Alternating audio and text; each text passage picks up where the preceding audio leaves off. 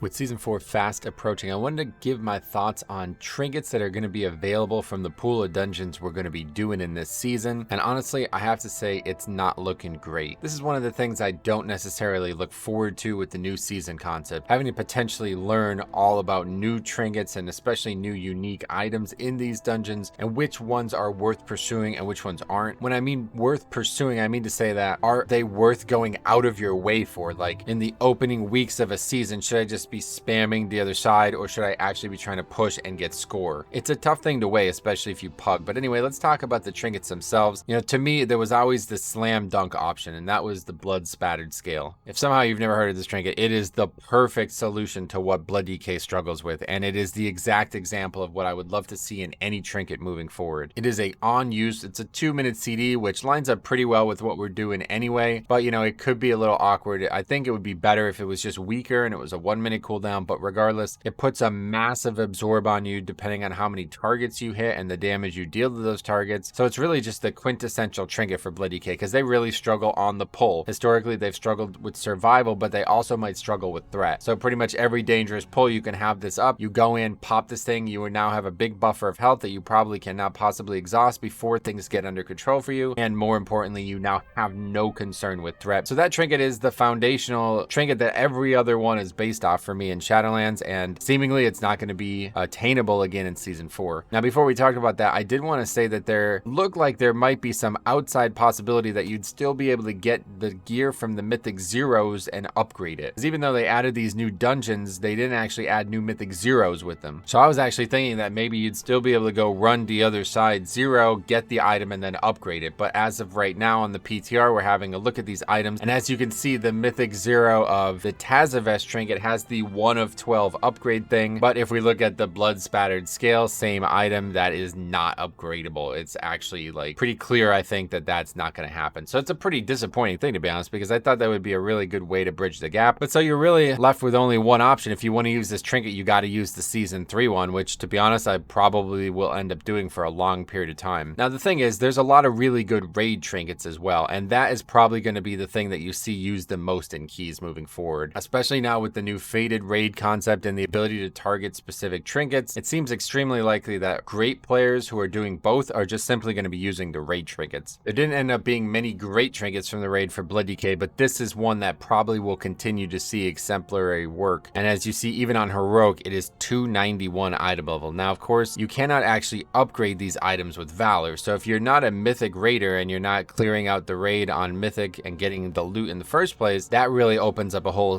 different slew of problems. But I did want to talk about the raid in general because I do think it's worth noting. This raid is not the only one that actually offers great trinkets. In fact, Sanctum of Domination is probably 2 of the best trinkets we've seen, maybe really even 3 of the best trinkets we've seen. Old Warrior's Soul continues to be something people use now in Season 3, and so of course getting the Fated version is going to be even more attractive to people. I've never actually owned this trinket, and you have to be a DPS spec to actually get it from Sylvanas, but I'm just not exactly sure, like, is it actually better than the other haste options? I feel like there's a lot going on with this trinket, and it has to actually keep the stacks up the whole time for it to be very, very good. So I'm not really sure I would use that over one of the other 2 options. Now, the one you might have already heard about is the Shard of Anohide's Aegis. I used this all through Season 2, and even when I came over to this character, I only got the Heroic version. On my old DK, I had the Mythic one with Leech on it, so it was a slam dunk, but even the Heroic version on this trinket was insanely powerful. It's basically a very similar trinket to the blood spattered scale, but with one key difference. Probably like 70% of the offense is just put back into the defensive portion. So it's way better for defense, but it's way worse for offense. Now, I think that's a fair trade because typically you don't really need that much help getting threat. A little bit helps, but reality is that you're probably at this point in Season 4, you're not really going to have issues with threat. I think most characters are pretty above that at this point, especially with the changes. So this seems like just kind of maybe a better blood spattered scale at this point. I'm not exactly sure, again, how easy it is going to be able to obtain these things, but I would imagine that if I had one of those on Heroic or higher from the Fated version, I'd probably just be using that for the rest of the season in the same way I'd be using blood spattered scale. But there's also this trinket, and this is a very, very interesting trinket. I'm not sure how good it ends up being for 5-mans, but this was one that was really seemingly one of the only trinkets that was kind of like way over budget in terms of its power. And in fact, early in Season 3, especially in the raid, you saw a lot of people still using that because it basically reflects a static amount of damage. Now in Season 2, I did test it against the Codex, and it was just kind of worse for 5-mans, and I think think that's because of how it works. Regardless, it ends up being a very interesting option and another one that I think I could see using. Castle Nathria had some interesting ones too, and I feel like this trinket is kind of just the same trinket as the Elegy one, but just for versatility instead. So maybe you would want to use that, especially if other people in your party have it. It was what I used in season 1 as well for a long period of time, and it's a very passive, no interactions at all, really nothing you can really do with it or about it, but I think it's probably just a little bit numerically weaker than the rest at this point. The other thing to consider here is these types of trinkets. There's actually now 2. There's this one and the one from Sanctum of Domination, which has been converted into a more standard cheat death. And these trinkets a lot of people like. I don't necessarily feel like I need a cheat death, but if I was going to use a cheat death, it would definitely be in the trinket slot. I feel like it's just way stronger than Purgatory. The problem is the CD on it is pretty prohibitive, but if you do actually die, it resets or something like that. So there's even some ones on the Periphery, which like this was decent. I used this. It seems like it would be really good, but it was just kind of numerically undertuned. So maybe somehow that changes in season 4.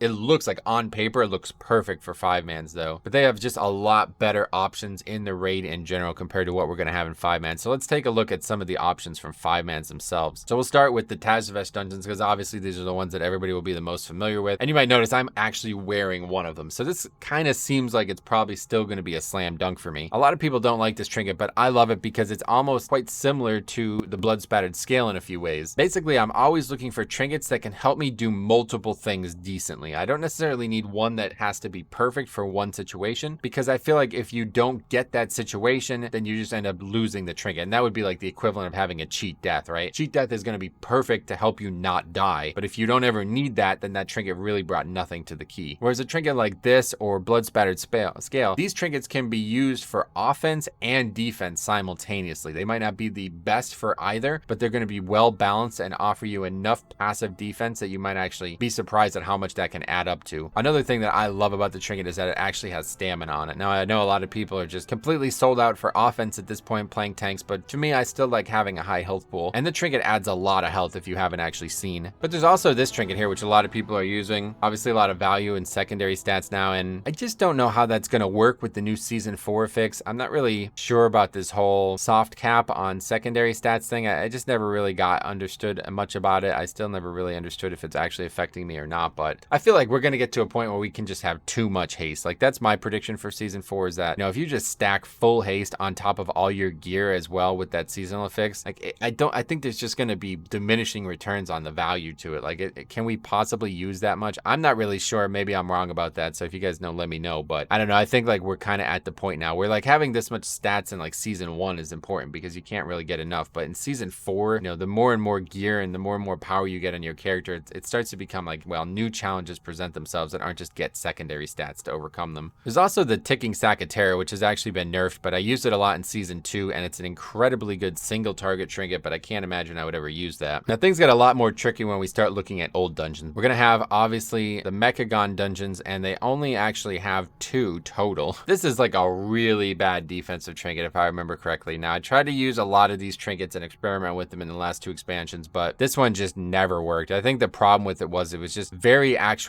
little armor, and it just went away like almost really quickly for a 2-minute cooldown. So I think this one's just completely unusable. It would probably need massive tuning for it to be valuable. Now this one was interesting because it was kind of like a big burst DPS option, and at the time there was a couple good burst DPS options, so I didn't feel like this was the one I was ever going to go for, especially with it being a 2-minute CD. But honestly, now in the trinket pool, if you're looking for burst DPS, this might actually be the best possible option. It's interesting. It's got a cool little animation, but I will say this trinket can actually pull trash because the mob that spawns to run into the pack that you're fighting, it actually has like a physical collision, so it can actually spawn and then explode next to a pack that you're near. It spawns like 20-30 yards away, so I've seen this happen a lot where people accidentally pull trash with it. Just something to keep in mind. Now Karazhan has a lot of trinkets, and it was quite famous for having some very cool situational trinkets, but ultimately at the end of the day, I can't really say I'm excited for any of them returning. This trinket was quite neat because it's actually a permanent bleed. So I used this when I was soloing. It seemed really good for any type of situation where you could just potentially like keep yourself out of damage range, but just permanently keep a mob in combat without it killing you. It's kind of cheesy, but I can't really see this having any use at all in 5-mans because it's only really good if it starts like lasting multiple minutes. So it'd really only work on like tyrannical fights or something like that. But yet again, probably just worse than any other offensive trinket. This one I really wanted to be good in Legion, and I just don't think it ever was. But I think the problem back in Legion was there was way better competition. I think if I remember correctly, the actual chance for it to happen was very low. And the problem here is it only actually works on your primary target, if I remember correctly. So if there was a way that that can work on like the entire pack in like a big AoE situation, I think this would be a very good trinket, especially because it has versatility on it. But yeah, typically probably going to be looked at as another one that's just not usable. Now here's another stamina trinket, which is interesting to me, but I don't think I would ever really use 2 stamina trinkets. I'm not really sure that ever be needed. I mean, if I could just wear 2 codexes, then I'd probably do that, but the second stamina trinket would have to be very good, and this one just doesn't seem like it would be. It's only 15 seconds, and it's a random secondary stat, so obviously if you got haste every time, maybe it would be good. You can pop it with Dancing Rune Weapon, which is definitely, you know, they would line up somewhat well at this point, but yeah, probably just not really going to see any value. It's kind of like in between 2 worlds, right? Like 20 stamina, but then you get a crit proc for 15 seconds. Like, man, that's just kind of not really what you want. But then we come down to like the absolute worst representation of it, and that is the 2 dungeons from WoD. There's literally 1 trinket between both of them. This is it. This is the only trinket you can get from either Iron Docks or Grimrail Depot. Now it has versatility on it, and there's a versatility proc. Now you see the difference. This lasts for 20 seconds, but it is a 2-minute cooldown, and that's quite nice because it lines up way better with what Blood DK is doing. It lasts a bit longer too, which is very good because it means that you're going to have more value out of it in the pack, and it's pretty versatile as